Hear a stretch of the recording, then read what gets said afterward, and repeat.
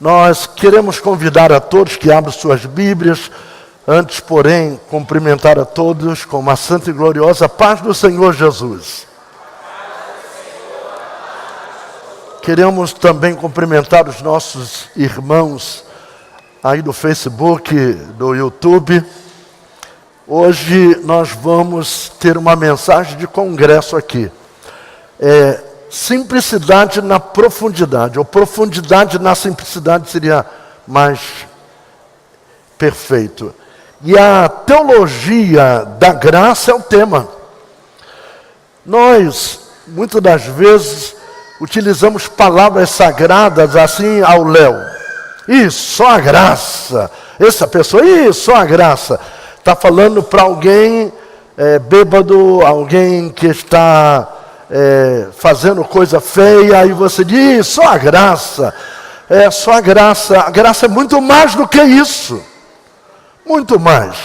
São favores imerecidos que o Senhor nos dá, não porque nós merecemos, mas porque Ele é gracioso. E hoje nós queremos desvendar aqui o assunto da graça. Sabe por quê? Eu vejo na televisão, eu vejo muito mais no YouTube, nos pregadores de congressos como os Gideões missionários. Eu vejo uma balela tremenda, as pessoas querendo agradar, trazendo um tipo de lei, um legalismo para dentro da igreja e que não tem respaldo bíblico. E eu vou mostrar hoje a graça por dentro da Bíblia.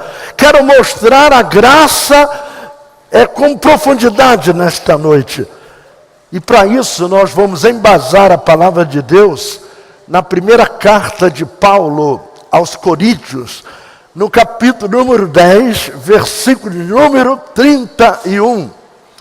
Você que está em casa, tem a sua Bíblia guardada, tem um exemplar da sua Bíblia, mas este exemplar está aí, quem sabe com mofo, quem sabe aí com traças. Por favor, pegue a sua Bíblia e abra aí na primeira carta de Paulo aos Coríntios, no capítulo 10, verso 31, que diz assim: portanto, quer comais, quer bebais, ou façais outra qualquer coisa, fazei tudo para a glória de Deus. Então a teologia da graça vai nos falar que tudo é para a glória de Deus. Há uma diferença entre graça e misericórdia. Quando falamos de misericórdia, estamos falando que todas as pessoas do mundo são alvos da misericórdia. Quer seja um alcoólatra, quer seja um assassino, quer seja um prisioneiro porque matou, porque roubou, ele vai ser sempre alvo da misericórdia. E a Bíblia diz que a misericórdia é a motivação de Deus para nós estarmos vivos. Então, a misericórdia. Mas a graça é maior que a vida. A graça é aquele bem de Deus que nós não merecemos e nunca vamos merecer, mas o Senhor nos dá sem mérito. Mas é diferente da misericórdia. A misericórdia eu não preciso de nenhuma aptidão. Mas quando se fala de graça, eu preciso de uma aptidão. Quanto maior for o nível da graça derramado sobre alguém, maior é a aptidão, maior é a busca. E o cristianismo, ele difere um pouco do humanismo. Quando se fala de humanismo, nós estamos colocando o homem no centro. Então, quando o homem está no centro, então o humanismo coloca o homem no centro do universo. É o humanismo. Agora, o homem ele tornou-se a medida de todas as coisas para ele mesmo. Tudo vem dele, pelo pensamento dele, acontece por meio dele, existe para ele como algo que ele pensa que é. A busca pelo prazer, por exemplo, é o tom do homem. Tornou-se vetor de governo do homem. A busca pelo prazer. Então a realização da soberania, da vontade não de Deus, mas do homem, tornou-se uma agenda imperativa. O homem precisa fazer o que ele ama, ele precisa fazer o que ele gosta, ele precisa fazer o que lhe dá prazer, e é exatamente isso que ele quer. E para atender esse propósito, as filosofias humanistas são idolátricas. É isso exatamente, a idolatria. Ela vai repaginar as artes como se não fosse pecado. Eu estou vendo toda hora aí na televisão, toda hora aparece aí nos aplicativos de internet, a música tornando-se algo distante de Deus cada dia, um entretenimento. Lá, irmãos, que apresenta algo que vai entristecer o coração de Deus, a própria moda, isso tudo tem sido um pecado travestido de cultura. Nós estamos vendo os anúncios aí, estamos vendo alguns políticos falando, alguns estão aproveitando naturalmente para notoriedade, para aparecer, e para que tudo contribua para o máximo de prazer do homem, vem o hedonismo. O hedonismo é a busca do prazer pelo prazer, com igual força das entranhas do mal, é o hedonismo. Não importa a moral, não importa se é amoral, importa que lhe dá prazer, importa que ele gosta e então ele vai. Então, na contramão dessa visão humana, o cristianismo que nós professamos proclama que Deus é o centro e não o homem. Deus está no centro do cristianismo, porque cristianismo é Cristo e Cristo é o cristianismo. Então a vontade de Deus é que deve ser feita na terra como no céu. Assim na terra como no céu, quando nós lemos isso, é como os anjos são obedientes, os anjos santos, assim deve ser na terra também o Senhor obedecido. E o propósito da vida não é o prazer desmedido do homem. Não, porque tudo tem limites, né? Mas é a glória de Deus. Esse é o limite, a glória de Deus. Então o homem é um ser vulnerável e dependente. E o homem não conhece ainda a teologia da graça, infelizmente. Até mesmo dentro da igreja, poucas pessoas conseguem entender a teologia da graça. Eles estão sempre dizendo, tem que pagar o preço, tem que pagar o preço, tem que fazer isso, tem que fazer assado. O homem não tem vida em si mesmo, queridos. Não adianta fazer qualquer tipo de sacrifício, ele não tem vida em si mesmo, ele não pode manter-se de pé, escorado por ele mesmo. Eu não posso me auto-escorar, eu não posso me auto-garantir. O homem não se basta a si mesmo. O homem depende do Criador, depende de Deus e depende da graça. Por isso devemos orar, dá-me mais graça, Senhor, a cada dia. E ele nem encontra sentido na vida alimentando-se dos deleites efêmeros deste mundo, porque até daqui a pouco isso não lhe basta, isso não resolve.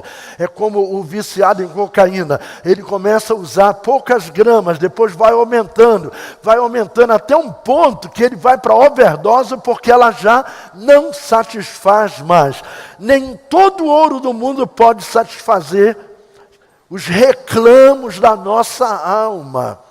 Porque se o ouro e a prata, se a riqueza puder satisfazer os reclamos da nossa alma, não tinha nenhum homem milionário que tirasse a sua própria vida.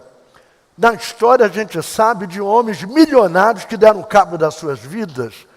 Nós podemos ver Michael Jackson, que tomou um remédio que não era um remédio qualquer e acabou morrendo, ele se matou praticamente. Nós podemos ver Elvis Presley, Jimi Hendrix, Maísa, Getúlio Vargas, tantas pessoas, todas endinheirado, que deram cabo da sua vida, porque o dinheiro não lhe basta. O dinheiro, você pode ter uma montanha de dinheiro, ele não vai trazer, pode até ajudar, mas ele não vai resolver o teu problema. Só Deus pode saciar os anelos do coração do homem. E o homem feliz é aquele que depende de Deus. A dependência de Deus traz felicidade. A dependência de Deus, ela nos basta. Quando a própria Bíblia Sagrada diz: a minha graça te basta. Isto é uma palavra maravilhosa. A graça do Senhor me basta. Eu estou falando sobre a teologia da graça. O homem não é autossuficiente. Você não vai encontrar sentido em sua caminhada, não, a não ser que você se volte para Deus. Enquanto você não se voltar para Deus, a tua caminhada não tem sentido. Você pode buscar prazer em alguma coisa que momentaneamente parece que lhe vai satisfazer. Logo, logo, a tua alma vai reclamar algo maior. Então, para viver na presença de Deus e fazer tudo para a glória dEle. Então, devemos fazer tudo para a glória do Senhor. E para isso precisamos da graça. Não vivemos para nós mesmos. E eu quero aprofundar isto porque os irmãos podem ter a certeza, daqui a pouco você vai segurar no banco aí. Porque nós nascemos para a glória de Deus. Fomos criados para a glória dEle. Estudamos para a glória dEle. Trabalhamos para a glória dEle. Criamos filhos para a glória dEle. E criamos filhos para Ele. Infelizmente, muitos criam filhos para si mesmos. E a glória de Deus é a norma que governa todas as áreas da nossa vida. É a glória de Deus. Se perdermos este foco, perdemos o foco, a vida perde o sentido. Tem muitos que têm uma vida sem sentido porque perdeu o foco da graça. Ele pensa em outra coisa. Adorar a Deus, amar as pessoas, usar as coisas, deve ser a nossa prioridade. Primeiro, amar a Deus. Só quando fazemos tudo para a glória de Deus, transformamos então as pequenas coisas da nossa vida em algo que venha valer a pena. Tem muita gente vivendo com uma vida oca, uma vida vazia, uma vida sem propósito, sem conexão. Ele está assim: deixa a vida me levar, vida leva eu. É a graça a lá Zeca Pagodinho. Estou falando mal dele não, é a canção que ele escreveu. Deixa a vida me levar, vida leva eu. Não, senhores, nós precisamos viver debaixo da graça de Deus. E a teologia da graça é o nosso alvo nesta noite. Tudo é por graça. À luz da palavra de Deus em Atos, no capítulo 10, verso 34 e 36, você que está em casa e está assistindo esta mensagem, prepara-se para você receber muito uma porção da palavra de Deus. Diz assim: e abrindo Pedro a boca disse: conheço por verdade que Deus não faz acepção de pessoas, mas que lhe é agradável aquele que em qualquer nação o teme e faz o que é justo. A palavra que ele enviou aos filhos de Israel, anunciando a paz por Jesus Cristo, este é o Senhor de todos. Esta palavra vós bem sabeis, veio por toda a Judéia, começando pela Galiléia e depois o batismo que João pregou. Então, à luz da Bíblia Sagrada, nenhuma cultura de qualquer lugar, totalmente, ela não vai ser propósito de Deus. Nenhuma cultura. Olha, primeiro, eu quero dizer para os irmãos que a Bíblia, ela é supracultural. Qualquer cultura que ofende este livro, ela não pode ser usada. Qualquer cultura, ela não pode ofender o livro. Então, a Bíblia, ela é supracultural. E por essa razão, o Evangelho não pode encarnar nenhuma cultura em particular. Bom, essa cultura, essa denominação, por isso se acontecesse isso, ia reduzir a força do Evangelho, o poder do Evangelho, a importância do Evangelho. Porque se alguma cultura, ela é aquela que defende o Evangelho, vai reduzir. Se uma denominação, por exemplo, ela se coloca como dona da verdade, dona do Evangelho, então o tamanho do Evangelho vai ser reduzido ao tamanho daquela cultura, daquela denominação. Por isso, irmãos, que a Bíblia mesmo diz que seria achar que determinada congregação, ou igreja, ou denominação, fosse representante exclusivo do reino de Deus na terra. Não pode. A Assembleia de Deus está fazendo 100 anos, e eu quero lhe dizer, irmãos, que o Evangelho é muito mais antigo do que isso, até porque a denominação mais antiga do mundo, ela é muito nova perto do Evangelho, muito nova. Exemplo, a primeira pessoa que recebeu o Evangelho foi o patriarca Abraão. Sabiam disto? Está aqui em Gálatas, no capítulo 3, verso 8, que diz: ora, tendo as Escrituras previsto que Deus havia de justificar pela fé os gentios, anunciou primeiro o Evangelho a Abraão, dizendo: todas as nações serão benditas em ti. E como é agora que alguém quer se já achar que a sua denominação é o Evangelho? Irmãos, não existe isso de jeito nenhum. Nivelar o reino de Deus a uma denominação é o mesmo que minguar o reino de Deus ao tamanho daquela denominação. A Assembleia de Deus no Brasil, ela é menor que o Brasil. O Brasil tem 210 milhões de habitantes. Nós não temos nem metade disso de evangélicos no Brasil. O Brasil é um país católico romano. Então Pedro resistia a mudanças. A mudança que falava da graça. Por isso Deus fez com que Pedro rompesse com as suas bitolas culturais. Às vezes nós precisamos romper com as nossas bitolas denominacionais. Irmãos, eu adoro a Assembleia de Deus, mas eu não sou salvo na Assembleia de Deus. É uma igreja muito nova, o Evangelho é muito mais antigo. Eu sou salvo pelo sangue de Jesus. Eu sou salvo pelo sacrifício da cruz. Eu sou salvo porque o Senhor Jesus me salvou. Pedro estava orando no eirado da casa. Ele viu o céu aberto, numa visão dada por Deus para mudar sua ótica cultural. Mudar os seus óculos culturais. Ele viu o céu aberto e numa visão dada por Deus, para mudar a sua ótica, uma ordem veio nesta visão, que ele deveria matar e comer animais que na cultura judaica eram considerados imundos. E Deus fala com ele 3 vezes, insistindo com ele, a ponto de Deus falar: Pedro, ele jamais vai conseguir cumprir aquela ordem sem romper com as suas bitolas culturais, sem romper com o judaísmo. E tem crente atrás do judaísmo ainda hoje. Eles nem creem no Messias. 3 vezes sucedeu a mesma visão com a ordem de Deus, para que comesse e não considerasse impuro o que Deus purificara. Isso fala da insistência de Deus. Também acontece conosco. Deus insiste conosco.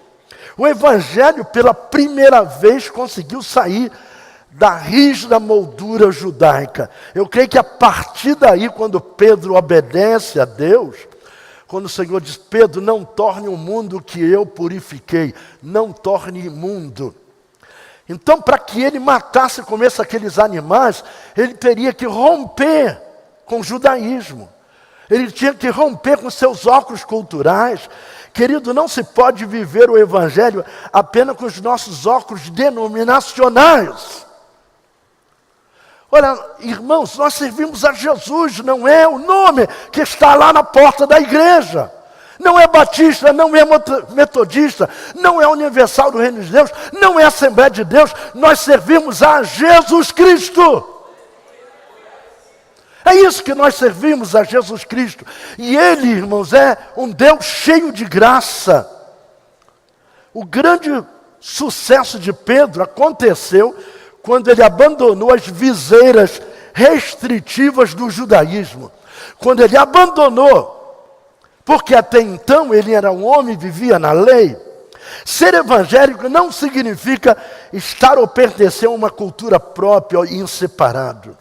Ser evangélico não significa pertencer a uma determinada denominação.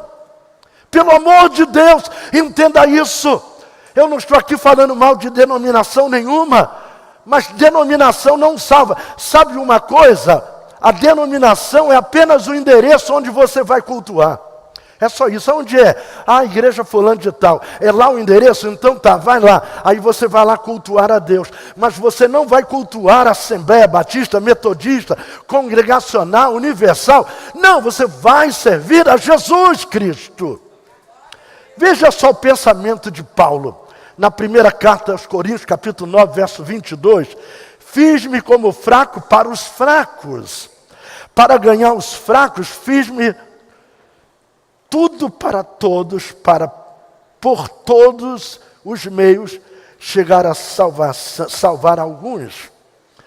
Cristo, Ele foi o maior pregador da graça que já existiu nesse universo. O maior pregador da graça é Jesus Cristo. Sabe, irmãos, me acompanhe. Quando eu leio João, o Evangelho de João, no capítulo 17, verso 15, não peço que os tires do mundo, mas que os livres do mal. Isso quer dizer que aqui no mundo nós podemos ser livres do mal. Aqui no mundo. Nós podemos viver uma vida separada aqui no mundo. Queridos, não há cultura sagrada. Não há nem mais santa que outra. Não há denominação melhor ou pior. Não existe isso. Nós não podemos fazer confusão entre o que são costumes e o que é doutrina. A maior parte dos pregadores que pregam em certos congressos aí, que aparecem na televisão, que tem milhões de visualizações, eles estão pregando para analfabetos bíblicos, irmãos. Pessoas que não frequentam escola dominical, pessoas que não fizeram formação bíblica, não estudaram, não sabem de nada, come carne de pescoço e pensa que é filé mignon. Engole tudo. Nós não podemos fazer doutrina, é tudo que é objeto de ensino. E costume não é nada. O Brasil é um país de dimensões continentais. Aqui no Rio de Janeiro, o estilo de comida é bife com batata fritas. Mas se você vai lá para o sul, eles têm a cuia de chimarrão e faz churrasco. Barbaridade, tchê. Aí você vai... Lá em Minas, eles comem um trem. Tem um trem aí? Eu estou com fome. Tem um trem aí para me comer? Eles comem trem. A intenção de Deus não é que formemos guetos culturais no Evangelho, mas que fôssemos sal e luz na nossa própria realidade. Então a vontade de Deus é que devemos discernir com precisão o que é produto do pecado e o que é fruto da graça.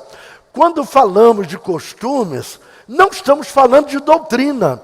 Olha, eu quero que vocês gravem isso como um chavão. Eu quero que vocês guardem mesmo isso que eu vou falar agora, que é muito simples. O melhor costume do mundo não gera nenhuma doutrina. Não gera doutrina. Nunca vi dizer que costume gera doutrina. Mas a boa doutrina gera os bons costumes. Por exemplo, roupa e adorno. Roupa e adorno. Quem sabe você que andou malhando aqui o nosso pessoal, uma cara de pau muito grande, um analfabetismo bíblico incomensurável, vai escutar agora. Vai escutar aqui a Bíblia falando para você. Na contramão da graça e da verdade vem a questão de usos e costumes. O que é roupa e adorno. Os povos bíblicos antigos consideravam comida e vestimenta. Olha só, comida e vestimenta, o básico para lhes trazer alegria.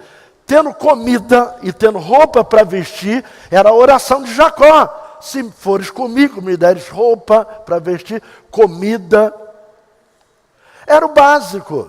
Então, tendo comida e tendo roupa, estava tudo bem. Quando eu leio a primeira carta de Timóteo, capítulo 6, verso 8, diz assim: tendo, porém, sustento, olha só, pensamento dele, e com que nos cobrirmos, cobrirmos, estejamos com isso contentes. Então, um judeu na época bíblica, ele podia demorar horas para se ornamentar para um culto, horas para se ornamentar para uma festa. Então, adereços, perfumes, joias, turbante, mantos, capa. Olha, uma coisa de cada vez. Então, há uma figura de linguagem, uma metáfora. Isaías 61, 10 diz assim: regozijar-me-ei muito no Senhor, a minha alma se alegra no meu Deus, porque me vestiu de veste de salvação, me cobriu com o manto da justiça. Isto aqui é uma metáfora, como um noivo que se adorna com atavios e com a noiva que se enfeita com as suas joias. Mas eu quero ir mais fundo aqui. O profeta Ezequiel mostra na figura das vestes, mostra na figura das joias, a prosperidade espiritual em Jerusalém. Ele usa a figura de joias e roupas. Quando eu pego Ezequiel 16, no verso 10 a 13, diz assim: também te vesti de bordadura, roupa bordada, que coisa linda, e te calcei com pele de texugo, e te cingi de linho fino, e te cobri de seda. Seda. E te ornei de enfeites e te pus braceletas nas mãos e um colar. Eu não tenho colar, mas se alguém quiser me dar de presente, eu aceito. A roda do teu pescoço. No verso 12, e te pus uma joia na testa, pendentes nas orelhas, eu brinco, e uma coroa de glória na cabeça. E assim foste ornada de ouro e prata, e a tua veste foi de linho fino e de seda, e bordadura, nutriste-te de flor de farinha e de mel. Coisa boa, hein? Flor de farinha e mel.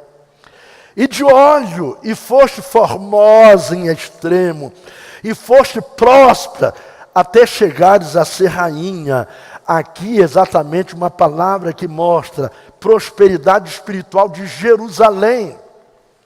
Eu quero que vocês observem junto comigo, você que está aí pelo aplicativo de internet, a Bíblia não se preocupa em provar ou condenar o uso de roupas ou de joias. Deus não está nem aí para se eu uso bracelete aqui, se eu uso aqui, se eu uso anel de ouro, cordão. Ele não está nem aí para isso. Irmãos, Deus não perde tempo com isso. E tem gente que leva um tempão pregando contra isso, quando deveria estar ganhando alma, está falando baboseira nos púlpitos. Simplesmente o que Deus considera é se é digno ou se não é digno. Só isso. Por isso que eu falo aqui, você deve se olhar no espelho. Quando eu olho no espelho, eu tomo Simancol, se eu estou bem ou não. As moças adolescentes se vestem como adolescentes, as senhoras como senhoras. Mas ainda que uma senhora queira se vestir como adolescente, o problema é dela, não tem nada com isso, irmãos. Eu não sou fiscal. Eu não sou policial para ficar tomando conta de ninguém. Sabe, irmãos, Deus não considera pecado ao desejo de se vestir bem de acordo com a moda. Deus não se preocupa com isso. Eu lhes garanto, eu sou um teólogo, estudo a Bíblia e tenho certeza do que estou falando. O pecado é gerado no coração do homem. Ali é que o pecado é gerado. O culto, está certo que o culto é formal, e por isso precisamos de esmero no nosso traje, porque o culto é formal. Eu gosto de colocar uma gravata com lencinho quando eu estou pregando aqui ao vivo, para representar bem a igreja que eu estou pastoreando. Por causa da formalidade do momento, exige isso. Quando Ruth preparava-se para encontrar com seu remidor, Noemi lhe aconselhou que vestisse com esmero. Olha só, Noemi aconselha a Ruth que se vista bem porque ela vai encontrar com Boaz, vai encontrar com seu remidor. E Boaz é um tipo de Cristo.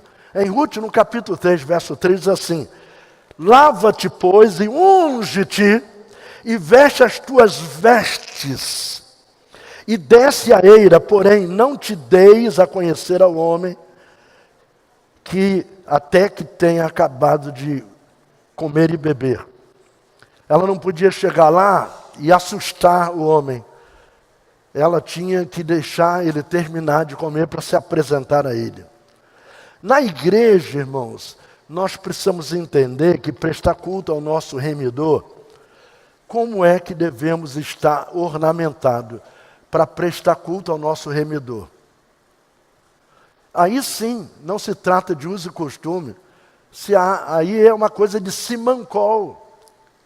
Se você vai vir para a igreja para tirar a atenção dos homens, que os homens crentes não deixaram de ser homens, vai tirar a atenção dos homens para a sua sensualidade, aí é um exagero que cada um deve se olhar no espelho.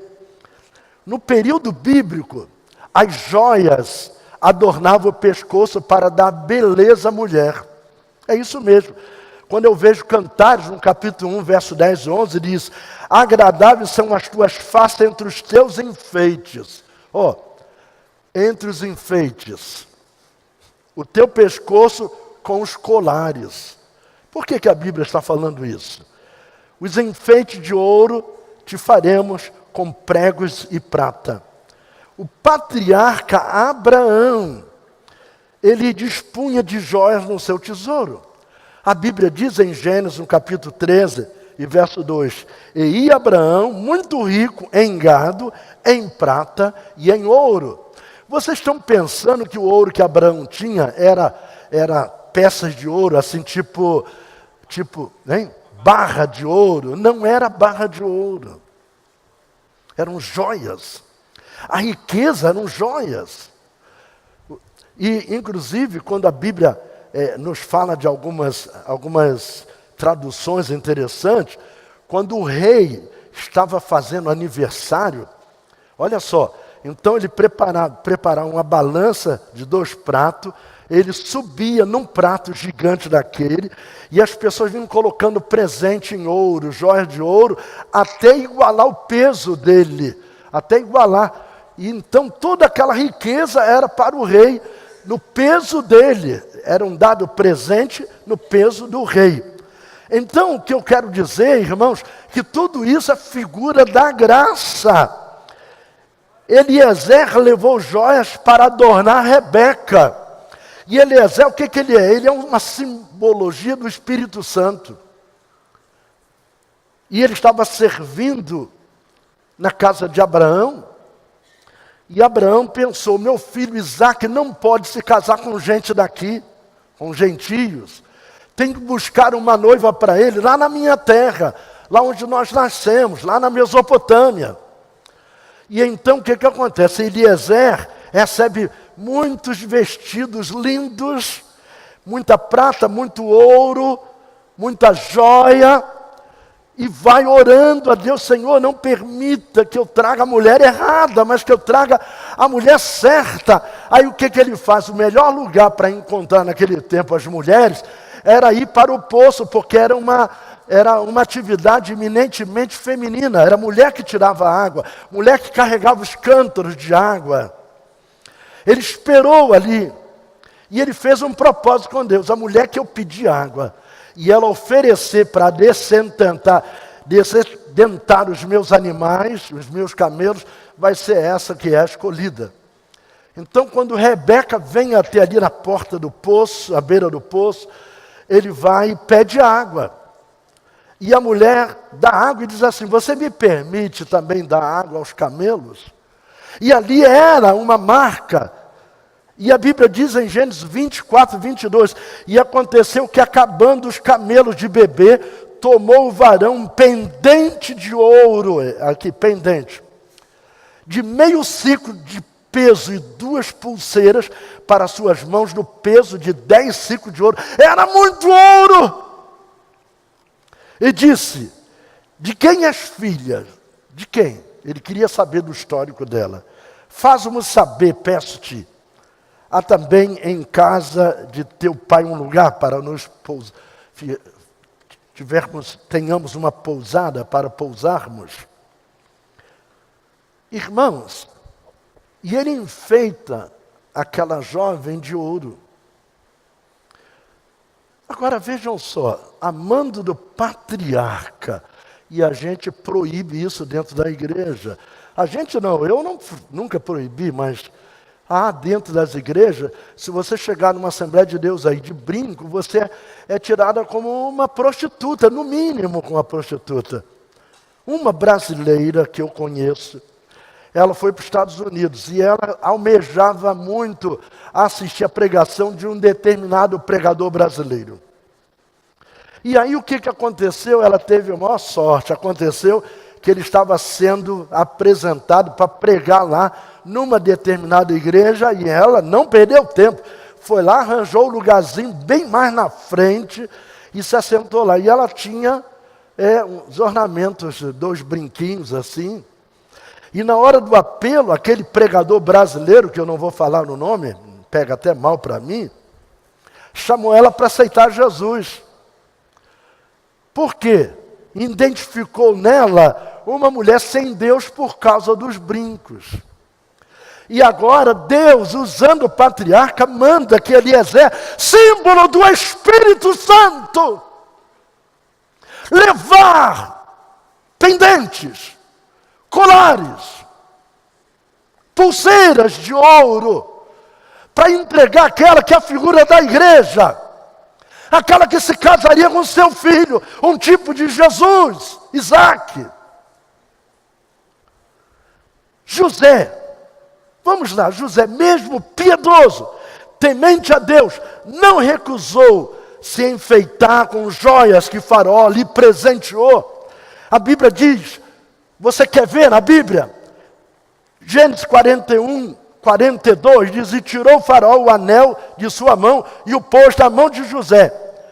E o fez vestir de veste de linho fino e pôs um colar de ouro no seu pescoço. José não impediu, não recusou. Eu estou falando de um homem de grande fé, um homem que Deus tinha projetos na vida dele. E agora a gente traz isso para dentro da igreja como se fosse pecado. Vocês estão me vendo de barba aqui? Se Jesus estivesse hoje aqui, em corpo, ele teria uma barba até aqui. E a gente quer impedir, a minha barba é santa. Se você quiser raspar, raspe. A hora que me der na telha, eu raspo também. Mas não vem dizer que isso aqui, eu estou ultrajando a santidade de Deus, porque então Jesus seria um marginal. Quer ouvir? Vai ouvir muito mais. Deus usou o profeta Ezequiel para falar o que é graça. Ezequiel 16:11, e te ornei de enfeites, e te pus braceletes nas mãos, e um colar à roda do teu pescoço. Sabe, Ezequiel está usando aqui o simbolismo da joia para falar de coisas espirituais.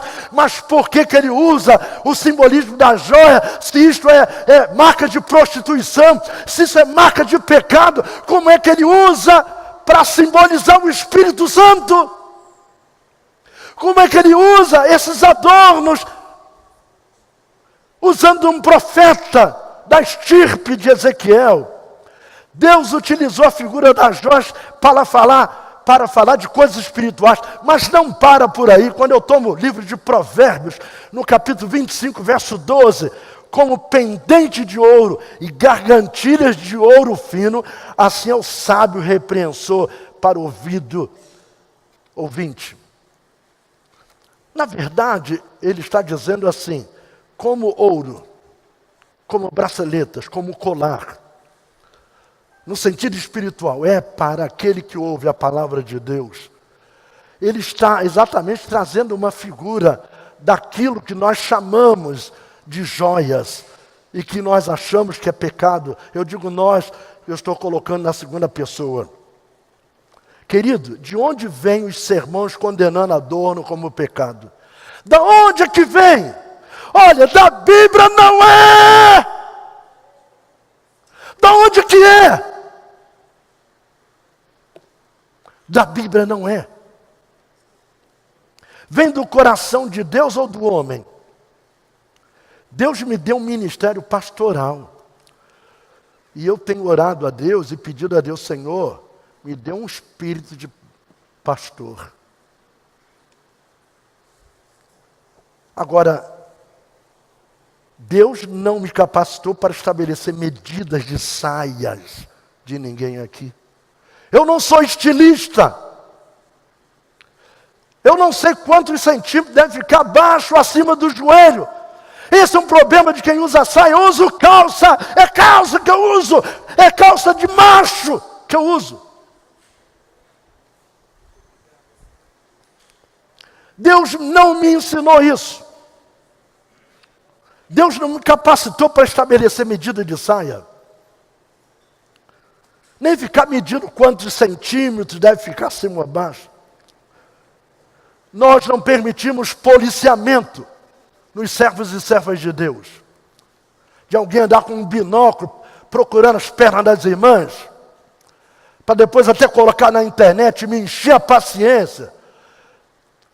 Eu nem precisei me defender, porque o povo aí pegou firme. Baixou o sarrafo mesmo. Vai mexer com o homem de Deus para ver o que é. Eu nem precisei fazer nada. Eu falei alguma coisa com bastante cuidado, mas teve gente aqui, você é isso, aquilo outro. Deu vontade de ir e até colocar uma joinha lá, mas aí eu falei, não, vou deixar isso de lado. Nós não permitimos policiamento. O propósito de Deus é que cada crente seja autêntico crente. Autenticidade. O coração está em submissão a Deus e não ao homem. Uma certa mulher, crente, antiga na igreja, ela chamou o pastor e falou, pastor, Deus me deu uma mensagem profética. Eu falei, aí o pastor perguntou, não foi eu não. O que Deus te falou? Ele falou que as mulheres devem ficar agora com 3 palmos do joelho para baixo com a saia, usar coque, usar manga comprida e larga. Comprida e larga. Aí o pastor falou assim, você tem certeza que foi Deus que te mandou isso? Falou isso para você, tenho certeza absoluta. Tá bom, minha irmã, o dia que eu te ver fora desses padrões, eu vou te disciplinar. Segunda coisa, o dia que você tentar passar esse costume para as irmãs daqui, eu disciplino você também. E ela saiu vendendo azeite, porque o que ela queria era colocar todo mundo naquela bitola. Todo mundo, exatamente. Tem um pastor que queria uniformizar a Assembleia de Deus de 2 cores. O que modifica costume? O que modifica costume na igreja? Eu vou lhe dizer o que modifica. Olha, proibições é fruto de autoritarismo. Proibição é fruto de autoritarismo. O que modifica a ascensão social e acesso à instrução? A ascensão social, quando você socialmente cresce, você modifica o teu modo de andar, de vestir e tudo mais. Se você é gerente do banco, vai ter que colocar uma gravatinha. Se você for advogado e vai diante do juiz, você vai ter que ir com um passeio completo. Agora, escute bem o que eu quero falar aqui. O rigor legalista nos púlpitos joga muito mais pessoas para o inferno do que para o céu. Se nós pegarmos uma igreja organizada na sua secretaria, uma Assembleia de Deus, você vai encontrar mais crente excluído, crente que saiu do Evangelho por causa do rigor, filhos e filhas de obreiros excluídas, desviadas por causa do rigor. Um pastor que já dorme no Senhor, e eu tive a honra, não felicidade, mas a honra de fazer a cerimônia fúnebre dele. Ele tinha um filho que ele tocava baixo, mas com muita perfeição. E ele gostava de usar uma bermuda. E um dia, ele dentro de casa usava bermuda, na rua ele botava calça. Um dia ele precisou lavar a moto dele, e ele esqueceu que estava de bermuda, foi lavar a moto na calçada da casa. Passou lá um presbítero, presbítero mesmo, porque isso não pode ser presbítero, porque presbítero é um pastor, é um bispo. Foi um presbítero que passou lá, viu ele daquele jeito, e na reunião de ministério pediu a cabeça do rapaz. E sabe quem era o rapaz? Filho do pastor presidente. E o pastor era assim sanguíneo, com raiva do presbítero, ele excluiu o filho dele. E o filho foi para o mundão. Quando foi um dia, não prestou. Aquele presbítero, ele trabalhava com executor de obras, trabalhava na mão, obra de construção civil. E ele estava batendo uma laje de bermuda, que é a coisa mais normal do mundo. Está batendo uma laje, aquele rapaz excluído porque estava de bermuda na porta da casa, falou assim: aí animal, tu me botou no mundo e agora, seu animal, você está aí de bermuda. Qual a diferença entre você e eu? Quantas pessoas já foram excluídas por causa de ter televisão em casa, e o pastor tinha televisão no armário? Eu conheço casos e mais casos. As vítimas do legalismo estão em pleno processo de autodestruição. As vítimas do autoritarismo, do legalismo, tirania paterna em nome da fé, tirania paterna em nome da fé. São analfabetos bíblicos, não sabem nada de Deus. Deus é um Deus de misericórdia. Eu estou falando de uma teologia santa, que a graça é dada por Deus. O jugo legalista, ele vai te alienar, gera uma autoexcrescência de hipocrisia. Hipocrisia. Nós somos fabricantes de miseráveis. Porque dentro da igreja não pode usar isso, aquilo outro, mas pode lá na rua. Então dentro da igreja, onde ele está, dentro dos olhos fiscalizadores, dos fiscais do pastor, do próprio pastor que trabalha como fiscal, ele gera e fabrica, irmãos, pessoas condenadas à morte, à hipocrisia. São aqueles que dentro da igreja se mostram coerentes com as exigências do sistema. Exigência. Você olha, por exemplo, escuta aí, você que está me ouvindo aí, que é da Assembleia de Deus. Aqui é uma Assembleia de Deus, agora olha bem. Eu não sou encabrestado por José Wellington Júnior. Presta atenção, CPAD. Os As pessoas que trabalham na CPAD, é raro uma mulher que não tenha um adorno, é raro. Mas teve época que pastores que ajudaram a criar a CPAD excluíam pessoas por ter adorno, mas lá na casa publicadora podia. Fabricante de miseráveis. Duplicidade comportamental. Eu faço a pessoa ter uma duplicidade de caráter. Na igreja uma coisa, na rua outra. Quer dizer que na igreja não pode, mas na rua pode. E na esfera privada, longe da fiscalização, vive do jeito que eles querem viver e acabou. Quando vão à igreja, passa por uma metamorfose impressionante. Ei, glória a Deus. Ei, glória ao nome do Senhor. Parece santo demais. Aí vem o filho e fala assim: pai, vamos morar na igreja, pai? Vamos morar na igreja, pai? Que isso, menino? Por que você quer morar na igreja?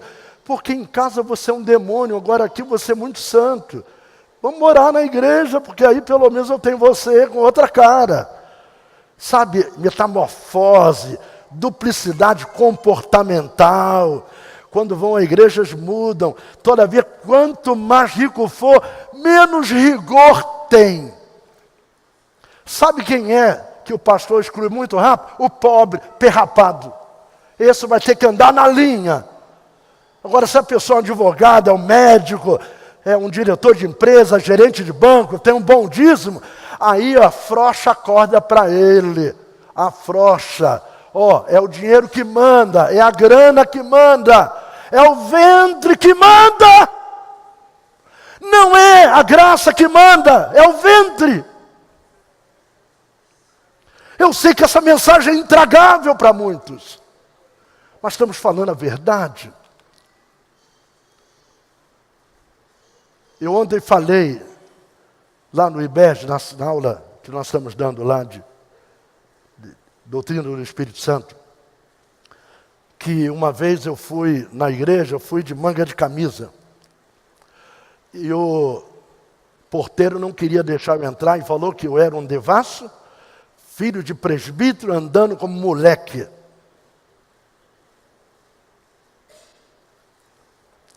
E eu quero ver se tem alguém assim hoje aqui. Tem. Eu não vou mostrar, mas tem. Manga de camisa. E sabe uma coisa? Quando a gente está dizendo assim, me empurra que eu quero cair. Eu quero. Nós temos que arranjar um Cristo para justificar a nossa saída da igreja. É o pastor. É o pastor. E eu aproveitei, eu já estava querendo cair fora, já estava na beiradinha, era só me empurrar, aquele camarada só fez um favor, jogou uma pá de cal em cima, entendeu? Era isso. Será que a teologia mudou? A teologia da graça mudou? Naquele tempo era uma coisa, hoje é outra. A igreja sofreu uma metamorfose ao contrário. Será? Quando se fala de graça, a graça de Deus, a graça é maior que a vida. Quanto mais rico, menos rigor. Quanto mais pobre, mais disciplina. E como é que Deus vê isso? Porque se prega o evangelho diferente do que a Bíblia manda. Não é o evangelho da graça que se prega. É o evangelho do uso e costume. E uso e costume está na cabeça do homem. Ele uniformiza como ele quer. Nós queremos viver a teologia da graça de Deus. Essa teologia que nós queremos viver, teologia da graça. E aí posso dizer assim, tudo posso naquele que me fortalece. É isso. Teologia da graça é isso. É viver na dependência dele. É viver na orientação dele, focado nele. Com os olhos nele. É isso que Deus quer. Quem sabe você, nesta noite, em casa, não está mais na igreja porque você foi expulso de lá. Talvez até não foi por maldade daquele obreiro que te expulsou, mas por ignorância, por falta de conhecimento bíblico, por preguiça de não ler a Bíblia Sagrada. Ele achou que você usando um brinquinho, você usando um cordão, uma pulseira, que você virou prostituta. Então nós temos que chamar Jesus, sabe, que permitiu tudo isso no Antigo Testamento, que é Deus, de quê?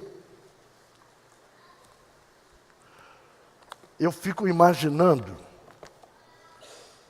eu não tenho desejo nenhum de receber convite para pregar fora do Rio de Janeiro. Porque eu vou chegar assim e vou fazer os caras lá pecarem. Vai pecar. Porque se Jesus viesse hoje, ele seria expulso hoje, porque com aquela barba dele, aquele cabelão dele, ele era nazireu, não podia passar navalha na sua cabeça. Eu não conheço uma história que Jesus se barbeou, que Jesus cortou o cabelo. Não conheço. Se alguém conhece, por favor, venha me instruir, que eu não conheço. E aí? Se Jesus viesse hoje, seria expulso.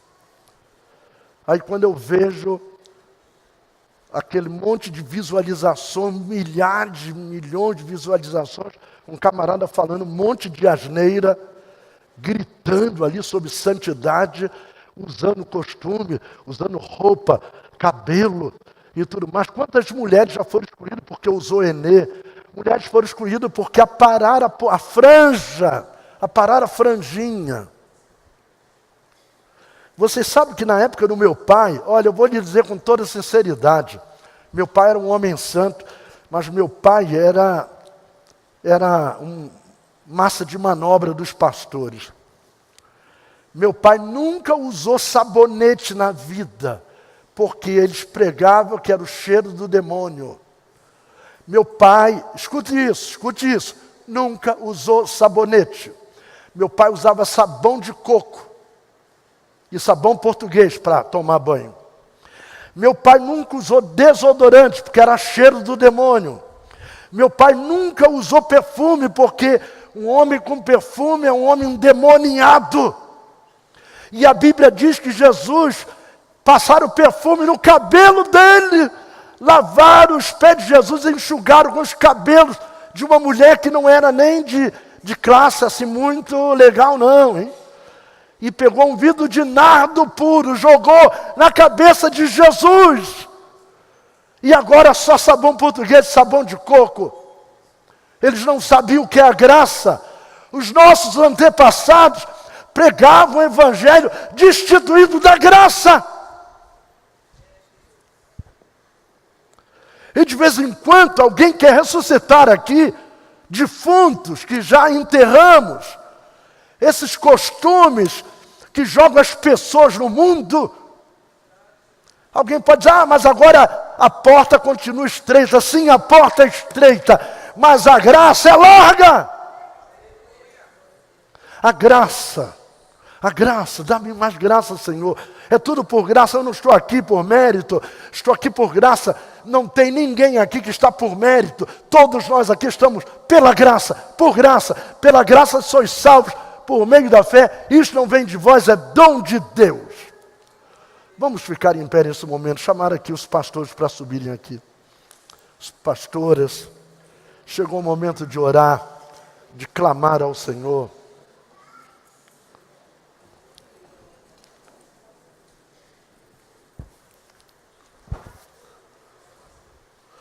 Eu não estou nem preocupado se a mensagem de hoje não der boas visualizações, eu não estou preocupado com isso. Estou preocupado em uma coisa, pregar a palavra.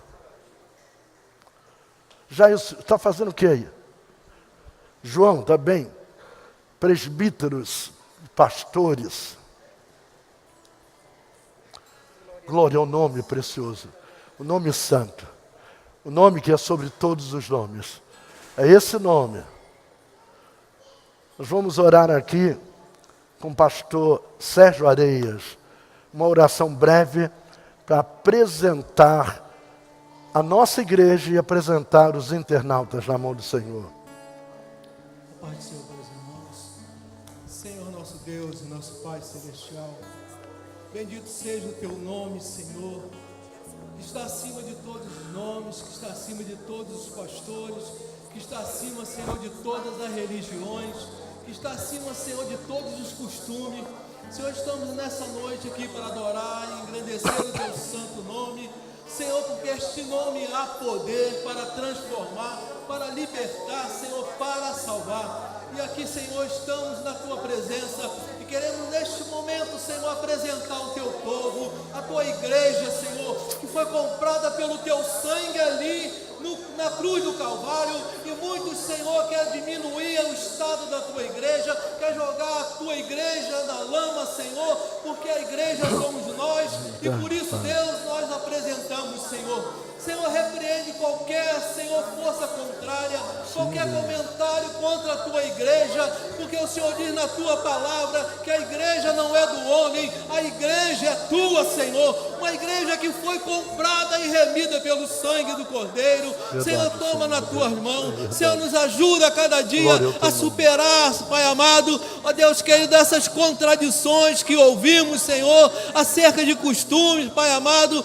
Deus, toma nas Tuas mãos, Senhor, a Tua igreja, continua avivando a Tua igreja, renovando, Senhor, pelo poder da Tua palavra, como foi ministrada nesta noite. Não permita, Senhor, que os Teus filhos venham dar ouvido, Senhor, Pai querido, mensagem do diabo, mensagem de pessoas enviadas pelo inimigo, para trazer, Senhor, disserção à Tua igreja, para trazer confusão para a Tua igreja, Senhor, em nome de Jesus, Senhor, abençoa, Pai amado. Toma também, Senhor, os nossos queridos, Senhor, ouvintes e assistentes, Senhor, das redes sociais. Pai amado, toma nas Tuas mãos os Teus filhos, fortalece eles na fé, Pai querido, dá entendimento, sabedoria acerca da Tua palavra, que eles não venham, Senhor, ficar confundidos, Senhor, com as coisas que têm ouvido de pessoas que não têm o conhecimento da Tua palavra. A Tua palavra diz que nós devemos crescer na graça e no conhecimento do nosso Senhor e Salvador Jesus Cristo. E assim, Pai amado, eu entrego nas Tuas mãos, Senhor, a Tua igreja presente e a igreja, Senhor, que está assistindo pela internet, em nome de Jesus, amém, Senhor. Amém. Eu quero, os irmãos podem tomar assento, fique aqui só um pouquinho.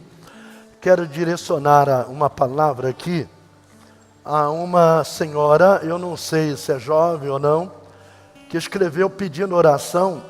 Ela não é nem do Rio de Janeiro, porque está com um casamento ruim. Pelo visto, ainda não acabou o casamento. E eu quero falar para você que está me vendo, me ouvindo. A Bíblia diz que a mulher sábia edifica o seu lar, e a tola com as próprias mãos a derruba. Quem sabe tem hora que é para você fechar a boca, hein? E você está falando muito. Você está expulsando teu marido dentro de casa. Tem que usar sabedoria. Toda vez que eu queria pedir alguma coisa ao meu pai, minha mãe dizia assim: filho, não peça hoje. Hoje ele não está. Minha mãe conhecia meu pai. Espera ele ficar mais tranquilo, aí você vai pedir. Olha, nós vamos continuar orando por você. Quero falar para você que está em casa, para escrever aí o seu pedido de oração. Está aqui a irmã Terezinha, que ela trabalha no círculo de oração. Ela é líder do círculo de oração. E ela vai orar pelos pedidos também da internet. Tem também uma oração matutina, aí com a nossa irmã Renata, e ela também está orando. Então, irmãos, faça os seus pedidos. Eu também estou muito feliz de ver que o trabalho do pastor Robson está crescendo, né? Está crescendo, é um trabalho também que fala da vida, a vida física, não é? Do globo, não é? Geografia. E nós não podemos ser burrados, nós precisamos crescer, precisamos aprender. Tem gente que acha que é só oração. Não é só oração não, irmãos. Precisamos também estudar, né? Que Deus possa assim a todos abençoar. Até na quinta-feira aqui com o missionário Henrique Paiva. Nós agradecemos a Deus e a todos por estar conosco até este momento. Em o nome, por amor de Jesus Cristo. Amém. Glória a Deus.